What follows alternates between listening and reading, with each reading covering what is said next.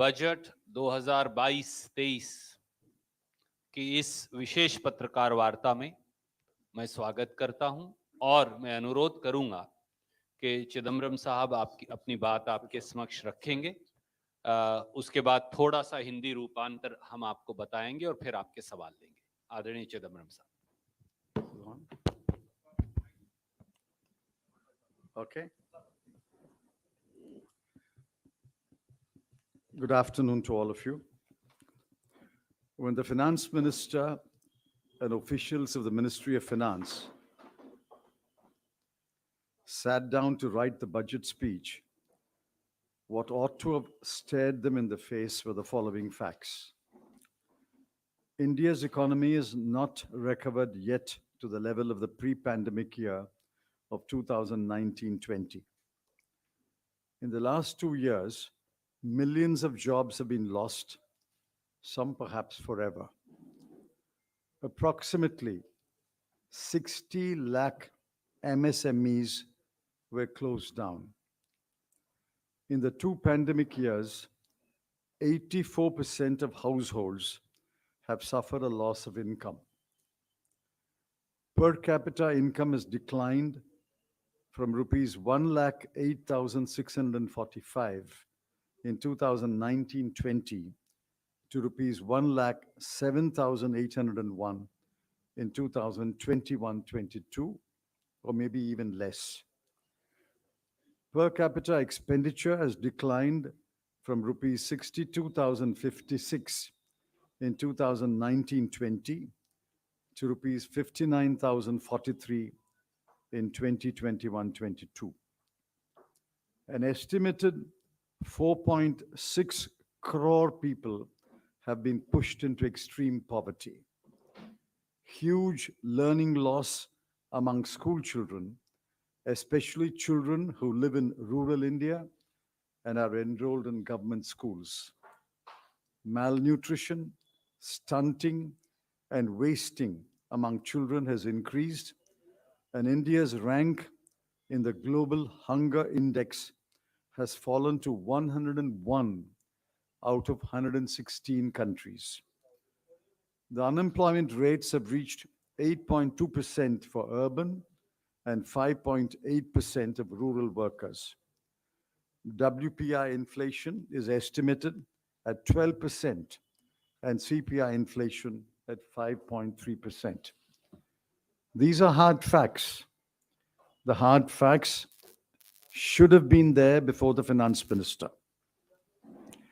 After the budget was presented, we asked ourselves, what has the budget done to address any of these grave challenges?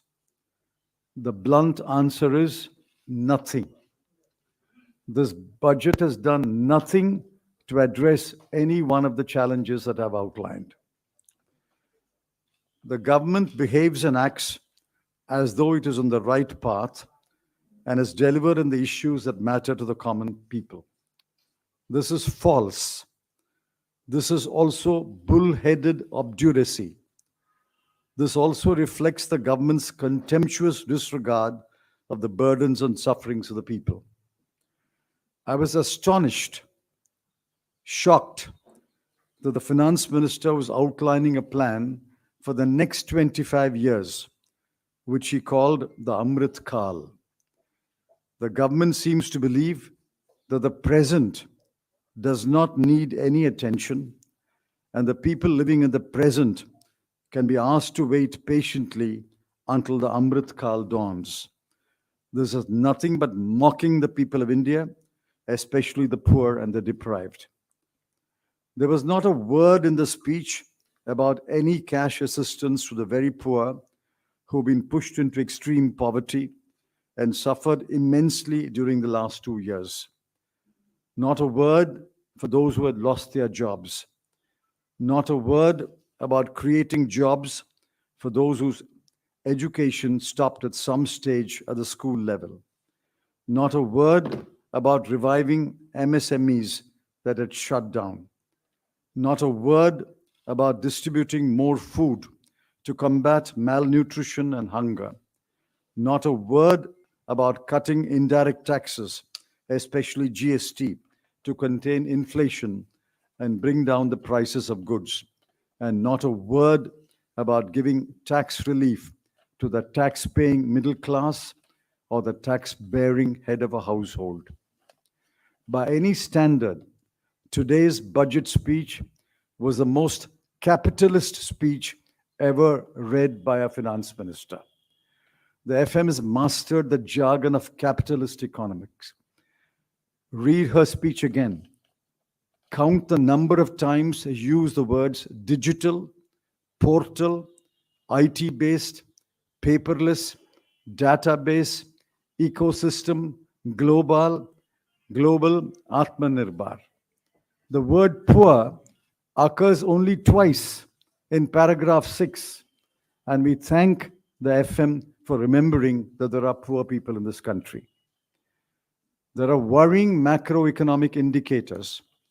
Top of the list is that the fiscal deficit for 2021-22 has overshot the target of 6.8% and is estimated at 6.9%. For the next year, it will be 6.4%. That is insufficient correction if the goal is to reach 4% 3 years hence by 2025-26. The financing of the fiscal deficit is also a matter of concern.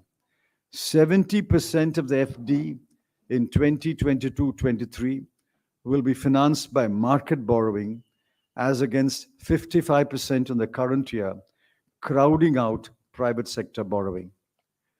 The worry from the welfare angle is greater. Every key subsidy has been slashed. I repeat it, every key subsidy has been slashed.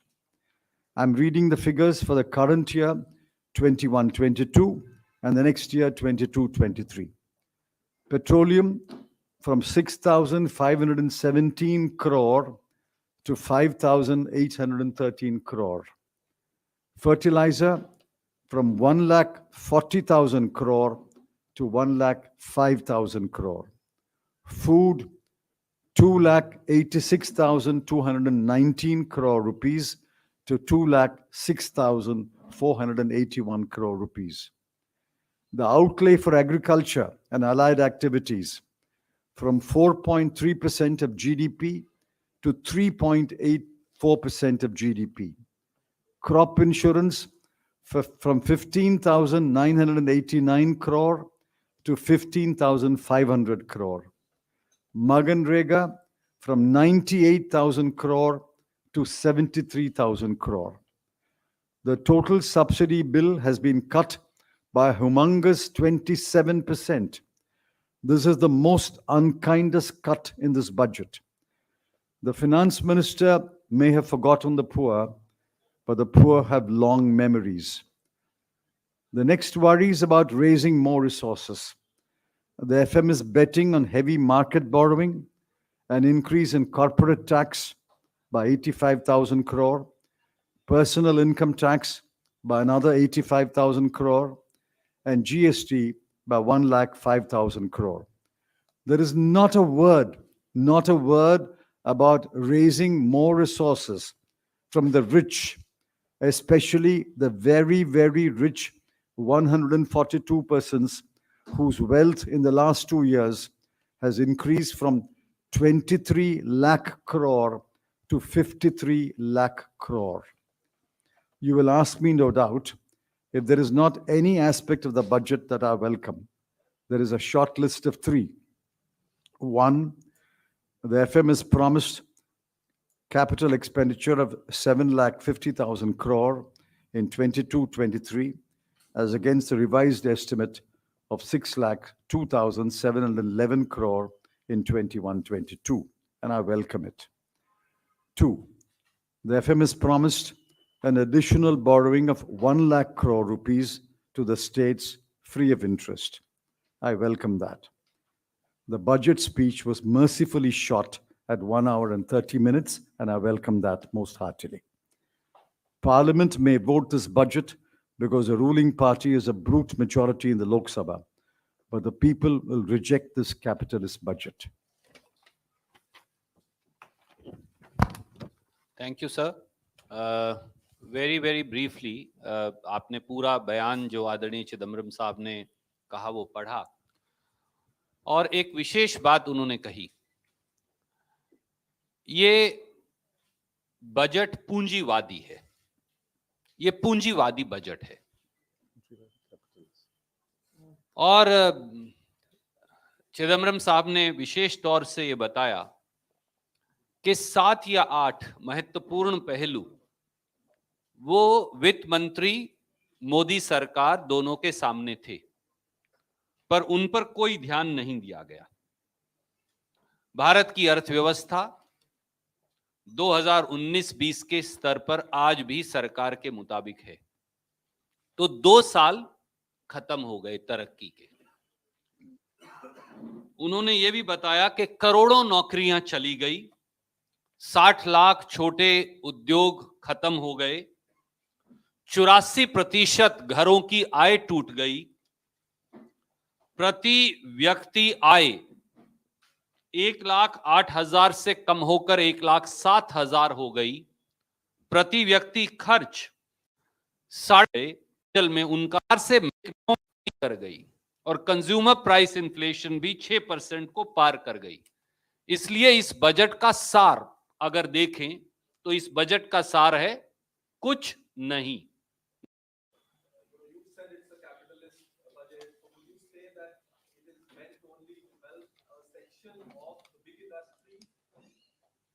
Yes, this is the most capitalist budget speech I've read. Now, corporate tax alone, Finance Minister expects an increase of 85,000 crore. Let's take average capital taxes 25%. If the government is getting an 85,000 crore extra, which means the corporates are going to get 2,55,000 crore profit extra. Because 75% goes to the corporates and 25% goes to the government. If government expects an increase of 85,000 crore, then the corporates will get another 2,50,000 crore more profits. This is the most capitalist budget. There's not a word. I mean, I'm shocked. Not a word about the poor, the tax-paying middle class, the agriculturist. Not a word. And they don't care. Ma'am, Gotiwal come to you. India is straightforward for removing all the print media. Did she say something about removing the print media in her budget? I mean, I won't be surprised.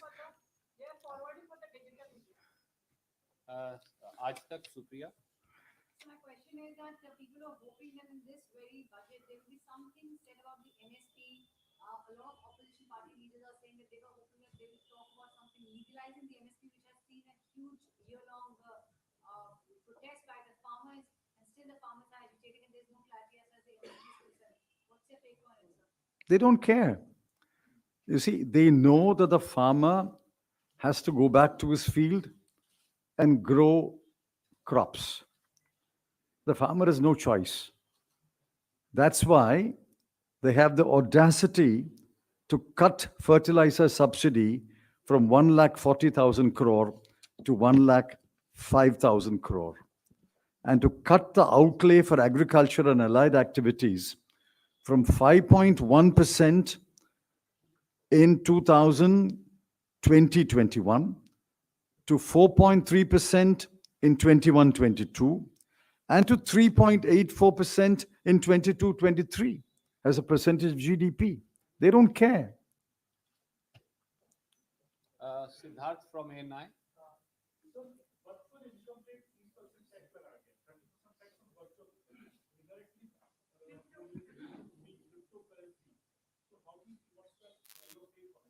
That's obviously at the behest of the very rich people in this country. A crypto digital asset is crypto. They've invented the word digital asset. What is a digital asset? It's only cryptocurrency. Now, by a sleight of hand, instead of RBI announcing it, the finance ministers virtually announced that cryptocurrency is legal from today. RBI has not announced it yet, and cryptocurrency will be issued by the RBI. And digital asset, transfer of digital asset will be taxed at a particular rate, is what she said. Now, all this is clearly not of any benefit to, say, 99.9% of the people of India. This budget, which talks about digital asset, does it make any sense to 99.9% people of India? The government proposed spending is just up by 5%, less than 5%. This at the time when you and many others are saying that government should be spending more for the economy to revive. And also, how do you see the spending allocation also? Because now you have said that the subsidies have been cut at a large. See, I don't know where they're going to spend. I've noticed that on the capital account, as I've said, they will spend a little more than this year. I've welcomed it from 6,02,711 crore to 7,50,000 crore. That's one expenditure I'm able to identify. Otherwise, where they're going to spend, how they're going to spend is not clear. I'll have to go through the expenditure budget document. Moving away from transparency, the budget documents are not available in hard copy. I had to print my set of budget documents today, paying something like 3,200 rupees. Now, how many people will bother to print the expenditure budget, the revenue budget, the receipts budget? So we'll go through that and find out where they're going to spend. But clearly, total expenditure, these numbers are clear. Total expenditure is increasing from 37,70,000 crore to 39,44,000 crore. That is an increase of about 1,70,000 crore. The 1,70,000 crore, bulk of it is accounted for in the capital expenditure, which goes by about 1,50,000 crore. The rest we'll see where they are spending, but they're clearly not spending to give any relief to the poor. They're not spending to help those who have suffered because of the pandemic. They're not spending to help children who have had practically no learning in the last 2 years. They're not spending to take care of the children who are stunted, wasted, and massive malnutrition and anemia among women and children. They're not spending on those. That's clear. What they are spending on, we'll find out in a day or two. अगर मनमोहन सिंह कार्यकाल की बात करें तो उस समय अर्थव्यवस्था 3 गुना ज्यादा थी, ग्रोथ रेट भी 8% ऊपर था। वर्तमान सरकार की बात करें, विकास दर काफी कम हो गया है। खासकर जो आय की असमानता है, यानी अमीर और गरीब के बीच खाई है, बढ़ती जा रही है। अमीर होता जाता है, गरीब होता जाता है। Disparity of income, he's saying, that is considerably Yes. compared to. You've read the report put out by Dr. Piketty and others. We are becoming one of the most unequal societies in the world. Inequality is increased in India far more rapidly than in any other country. This is a very unequal country. The poor have become poorer. Part of the reason is the pandemic, but part of the reason is incompetent economic management. And the rich have become richer. 142 persons, just 142. In fact, if you guys get together and do an investigative report, you can print the 142 names. 142 persons have increased their wealth in the last 2 years from 23 lakh crore to 53 lakh crore. 30 lakh crore is the size of the wealth increased by 142 people, whereas the total receipts of the government of India is only 40 lakh crore. The total receipts of the government of India is 40 lakh crore.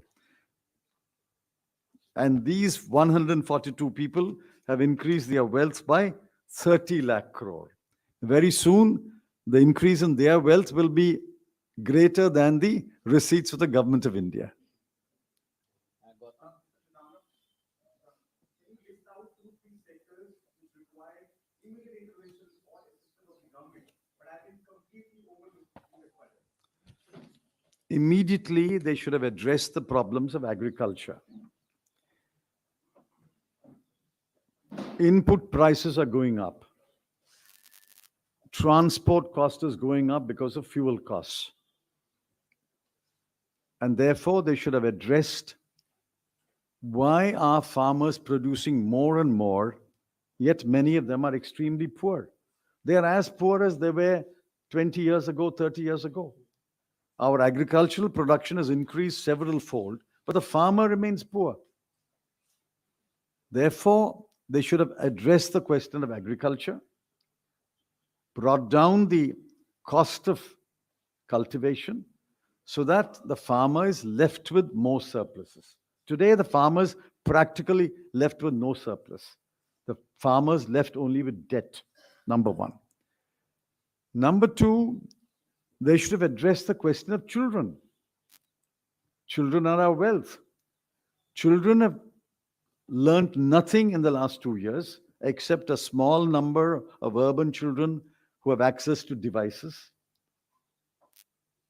Bulk of the children have had no learning at all in 2 years, no teaching at all in 2 years. And many of them are stunted and wasted because growing hunger, growing malnutrition. They should have addressed the problems of our children. Now, these are two things that come to the top of my mind. But the most important of lot is jobs. Now, the finance minister says some Gati Shakti is going to create 60 lakh jobs in 5 years. What did they promise? 2 crore jobs every year. And now the 2 crore jobs every year has come down to 60 lakh jobs in 5 years. There is a proverb in Tamil that the donkey slowly deteriorated and became an insect.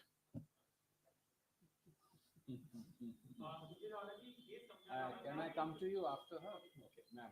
Sir, if we look at this politically, BJP is facing one of the most important elections of President's tenure in UP. But here, the finance minister is addressing the budget to just 1.1% of the people. And on top of that, they've cut subsidies and, like you said, nothing for agriculture. So, what is the reason? I mean, how are you looking at the mindset? Are they super confident or are they giving up on you? I believe that they are not going into an election based on the record of performance. They are not going to election on the basis of the assurances and reassurances to the people. They are simply going to the election on the basis they can divide Indian society into Hindus and non-Hindus and capture the bulk of the Hindu vote. It's simply a cold, clever calculation that religion and Hindutva will propel us back to power. The people, the farmers, families with children, families who have debt, families who have lost jobs, families who have lost incomes, they must wake up and say, hey, what's going on here? What's going on here? My children are hungry. I don't have any surplus at all. I've lost my job. I've lost my income. Fertilizer prices are going up. Power costs are going up. Fuel costs are going up. What's going on in this country? And hold the BJP responsible. I sincerely hope after this budget, people will wake up to the reality of the BJP. I'm going to come to you. मैं इस बार पूछना चाह रहा था कि government इतनी corporate क्यों दिख रही है? कुछ ऐसे मुद्दे जो शायद सरकार में भी लोगों को Yes. एड्रेस नहीं किया जा रहा है। आपको क्या लगता है कि इतना आत्मविश्वास कहाँ से आ रही है? आदरणीय साथी, जैसा चिदम्बरम साहब ने कहा, ये सरकार केवल कुछ पूंजीपतियों की चाकरी कर देश के मध्यम वर्ग, नौकरी पेशा, गरीब, किसान, मजदूर उनकी घोर अनदेखी और उनसे क्रूरता कर रही है, क्योंकि उन्हें लगता है कि समाज में नफरत और बंटवारा ही उनकी चुनावी कामयाबी का एकमात्र सूत्र है। जनता की सेवा नहीं, जनता को राहत नहीं, किसान, गरीब, मजदूर, युवा, बच्चे, महिलाएं, अनुसूचित जाति जनजाति के लोगों की मदद नहीं, केवल और केवल धार्मिक और जातीय ध्रुवीकरण ही उनका एकमात्र रास्ता है। हमें यह विश्वास है कि इस देश के हर जाति, हर धर्म, हर क्षेत्र के लोग आगे बढ़कर मणिपुर से, गोवा से, पंजाब, उत्तर प्रदेश, उत्तराखंड, वो मौजूदा सरकारों से सवाल पूछेंगे कि उनकी आय, उनकी जिंदगियां, उनके रोजगार, उनका कल्याण इस सरकार ने क्रूरता से क्यों छीन लिया और केवल बंटवारा और नफरत ही क्यों सत्ता में बैठे हुक्मरानों का एकमात्र रास्ता बन गया। निर्मला सीतारमण ने राहुल गांधी के ट्वीट पर रिएक्ट करते हुए कहा only pity people comes with quick response और राहुल गांधी बिना पढ़े बिना समझे बजट को रिएक्ट कर देते हैं। क्या क्या उनके शासित राज्यों में छत्तीसगढ़ में नौकरियां हैं? क्या किसान आत्महत्या नहीं कर रहे हैं महाराष्ट्र में? Basically, sir, the question is that she reacted to the tweet, which you also said that he said it's a zero-sum game. There is nothing for anybody. She was reacting that this emanates from comprehension of the budgetary proposals. Yeah. And what is your response? I entirely agree. If it's an incomprehensible budget, what do we comprehend? I think one journalist asked her in the press conference. was a reaction, by the way. One journalist asked her in the press conference, the explanation you are given, madam, is totally ununderstandable. और आदरणीय साथी, मैं चिदम्बरम साहब की अनुमति से उनका जवाब पढ़कर बताऊंगा और उस पर अपनी टिप्पणी जरूर दूंगा। निर्मला सीतारमण जी और भाजपा ने उत्तर प्रदेश के लोगों के सम्मान पर ठेस पहुंचाई, उत्तर प्रदेश के लोगों का मजाक उड़ाया, उत्तर प्रदेश के लोगों का अपमान किया, ये कहकर on Rahul Gandhi's zero-sum budget comment, FM Nirmala Sitharaman says it's a typical UP type comment. माफ कीजिए, आप भी उत्तर प्रदेश से और बिहार की ये जो हमारी भूमि है उससे आते हैं, तो क्या निर्मला सीतारमण जी और भाजपा मानती हैं कि उत्तर प्रदेश और बिहार के लोग जो हैं वो सोच नहीं सकते, समझ नहीं सकते, उनके अंदर बुद्धि नहीं? ये घोर अपमान है इस देश के सबसे बड़े प्रांत के लोगों का। ये केवल एक नेता पर टिप्पणी नहीं, उत्तर प्रदेश के 25 करोड़ लोगों को अपमानित किया है निर्मला सीतारमण जी ने। मोदी जी और निर्मला जी को फौरन माफी मांगनी चाहिए उत्तर प्रदेश, उत्तराखंड, बिहार, केंद्रीय हिंदुस्तान के इन प्रांतों के लोगों से। May I give a typical Tamil comment? Zero cash assistance, zero for those who lost their jobs, zero for those who are looking for jobs, zero for MSMEs, zero for those who are suffering from malnutrition and hunger, zero for those who suffer from inflation. So 0 plus 0 plus 0 plus 0 plus 0 plus 0 can only be a zero sum. Thank you, sir. We can conclude. Thank you.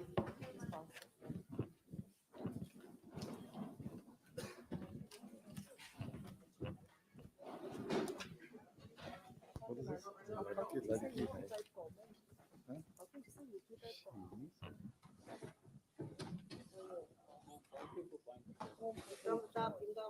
Sir, can you just join us for 5 minutes to discuss Goa?